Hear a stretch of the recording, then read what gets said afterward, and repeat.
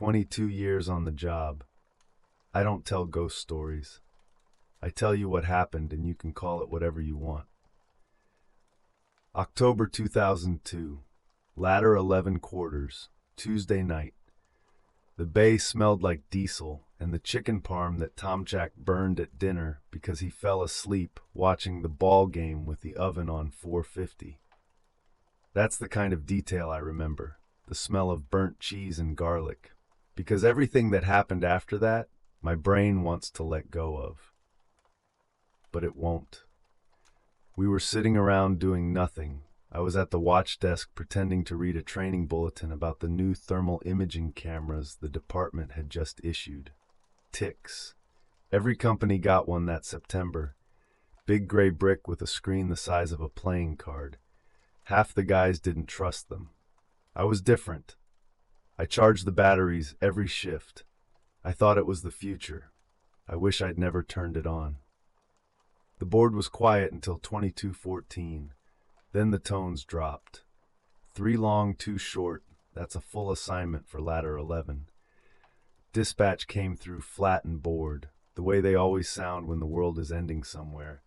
Box alarm 7741, structure fire, 1600 River Road, Harlan and Sons Textile Mill.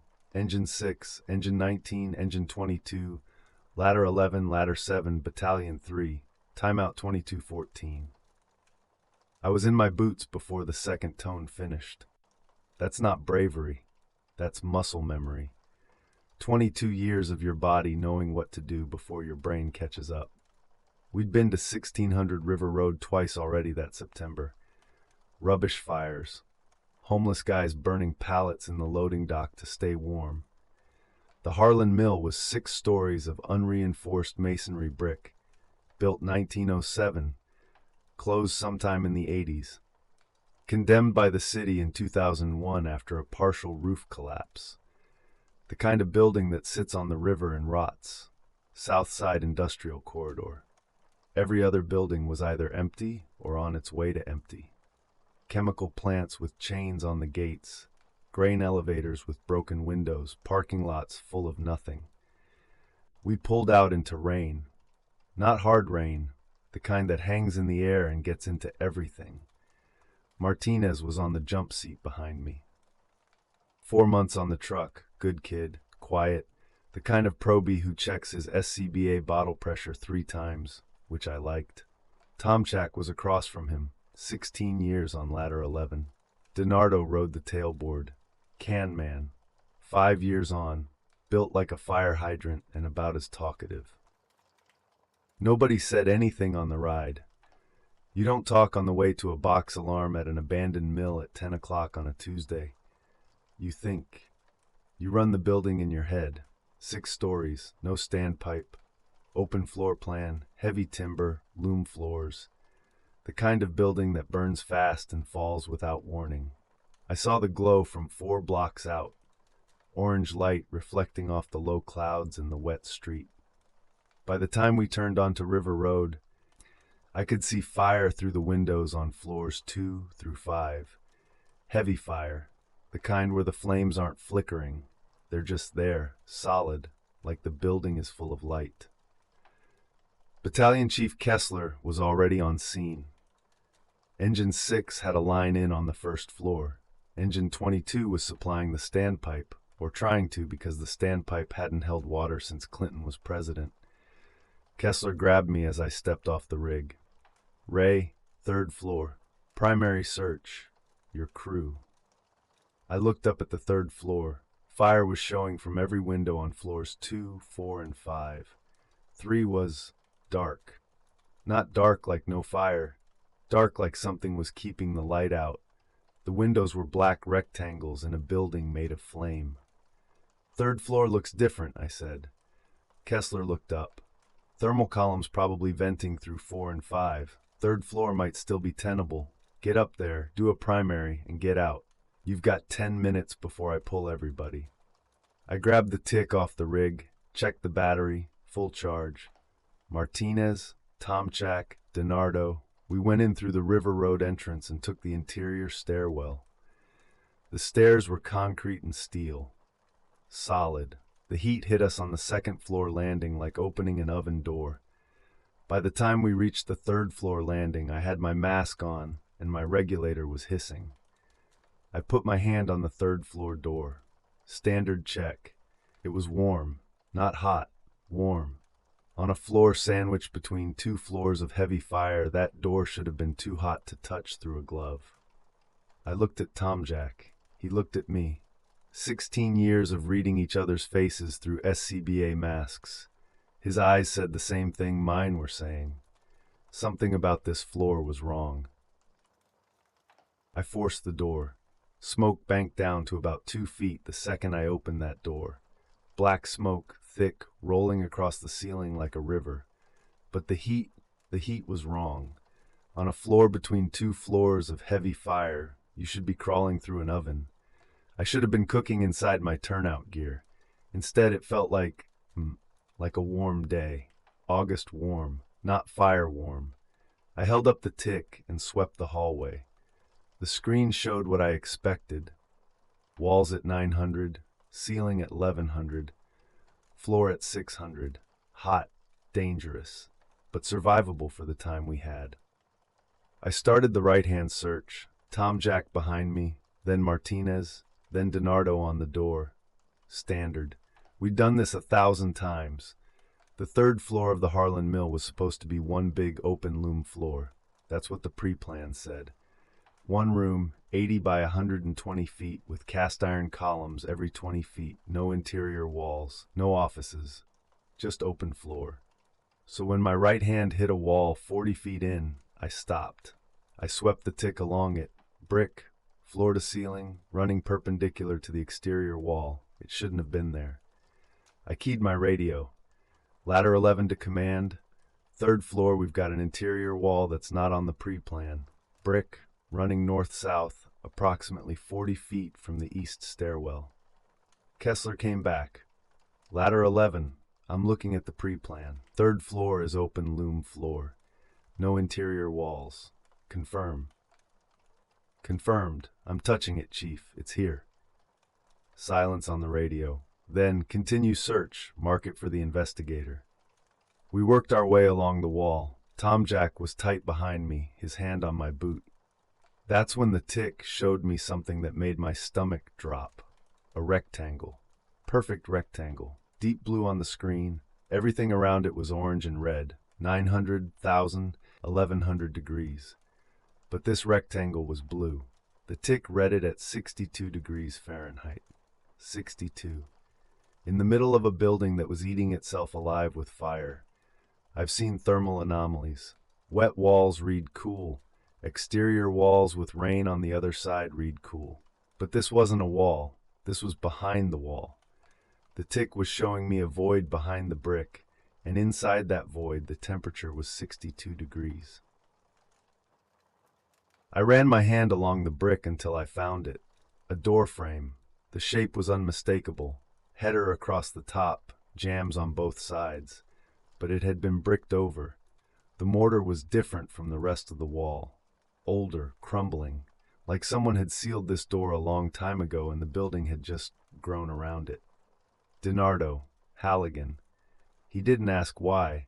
He put the fork end into the mortar joint and hit it. Once, twice. On the third strike, the bricks fell inward, not outward, inward, and a rush of air came through the opening that made all three of us flinch. Cold air. Not cool. Cold. The kind of cold that hits your face through your SCBA mask and you feel it on your cheekbones. I could see my breath pooling inside my facepiece. I should have called it in. I should have said, "Chief, we've got a weird thermal reading and we're backing out. That's what the training says." That's what I'd tell any probie. But I'd been doing this job for 22 years and I had never seen anything like that blue rectangle on the tick screen, and I wanted to know what was on the other side of that wall.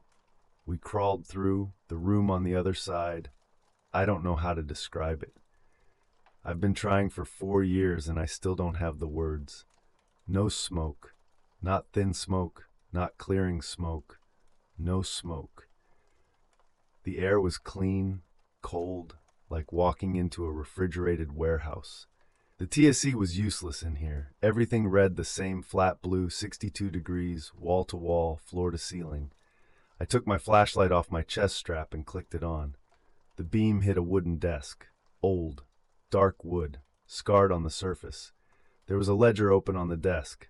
I crawled closer. Handwritten entries in faded ink. Names, dollar amounts, hours, a payroll ledger. Dated March 7, 1911. On the wall behind the desk, a shelf held 14 lunch pails. Tin, dented, arranged in a neat row, evenly spaced. Below the shelf, 14 coat hooks, and on every hook, a wool coat.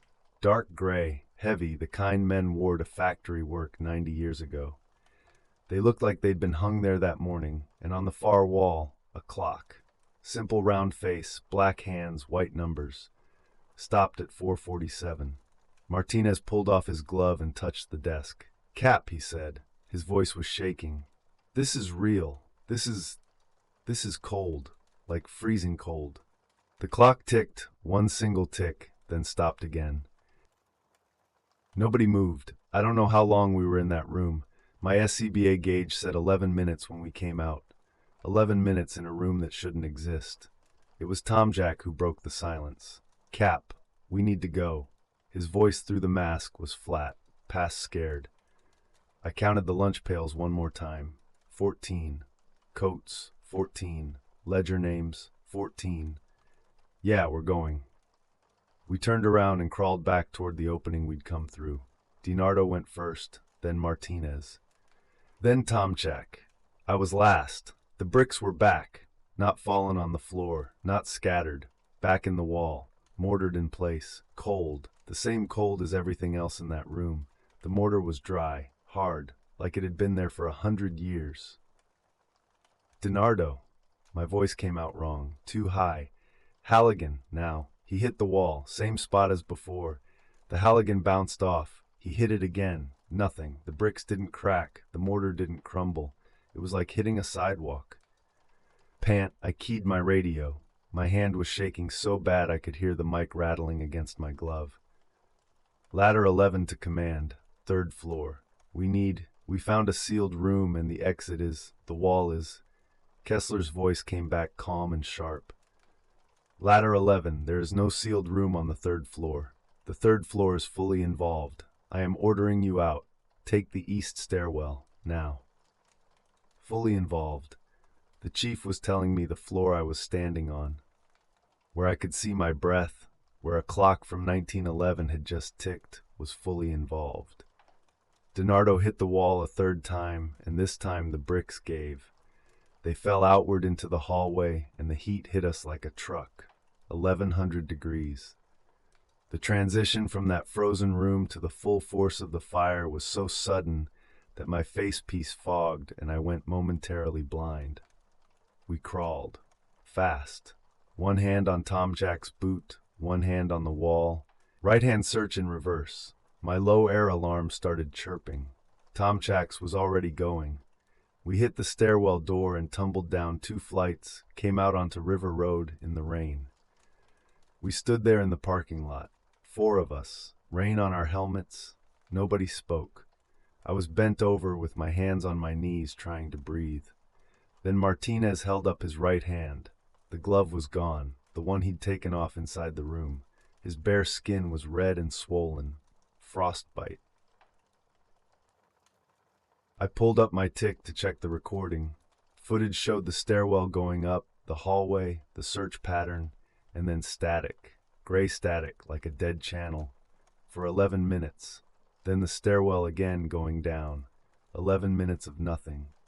"Cap," Martinez said, "where's my glove?" I didn't answer him. I didn't have an answer. The fire burned another 6 hours. They pulled everybody out, went defensive, poured water from the outside until sunrise. The 3rd floor collapsed into the 2nd around 300. I watched it go from across the street. Next morning I went back with the arson investigator, a guy named Feltz. We climbed to the 3rd floor. I walked him to the exact spot, put my hand on the wall, solid brick, original 1907 construction, no door frame, no mortar difference, no sealed opening. Feltz tapped it with a hammer. Solid. He looked at me the way you look at someone who needs sleep. I went to the City Historical Archive that afternoon. March 7th, 1911. Fire at Harlan & Sons textile mill. 3rd floor, loom room. 14 workers killed. Fire origin, 4:47 p.m. The foreman's office, where the workers were eating supper, was described in the original fire marshal's report as absent from the debris, as if the room had been removed entirely from the structure. No remains of the desk, the shelf, the coats, the clock. Nothing. That was a Friday. On Monday, I sat down at the kitchen table at ladder 11 to write the incident report. I wrote, primary search, 3rd floor, no victims found, no tenable space. I signed it. I looked across the table at Martinez. He was holding his bandaged hand in his lap, staring at the wall. Neither of us said anything. I put in my papers that week, told everyone it was the knees. One more thing, the historical plaque outside the mill. The brass one bolted to the fence post on River Road, the one I'd driven past 1,000 times without reading, lists the victims of the 1911 fire. I counted the names the day after I retired, 15. The payroll ledger in that room